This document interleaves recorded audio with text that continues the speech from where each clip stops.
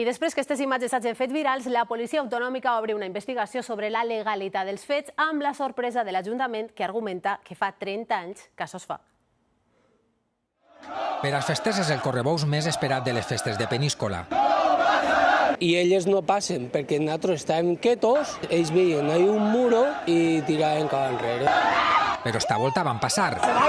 I les vaques embestixen els participants que acaben pel terra. Tota la vida. És molt bonic, però tens que ser molt valent. L'ensurt s'ha fet viral i la policia autonòmica investiga si s'ajusta al reglament de bous. El daño que pueden hacerse y luego el animal. Des de l'Ajuntament no ha volgut fer declaracions, no entenen la polèmica al voltant de l'acte. Se celebra des de fa més de 30 anys amb tots els permisos i presència policial. Tonteria de joventut, doncs vam decidir que les vaques no passarien i no acudirien a la plaça de bous. Els bous travessen este carrer llarg i estret. El secret perquè no passen és quedar-se quiet, però en esta ocasió turistes i gent que desconeix la tradició van començar a votar i van alterar les vaques. Todos saltaban, quizás como ignorantes de lo que iba a pasar. Un d'ells, Carlos, era la primera volta que hi participava. A velocidad y pasaron.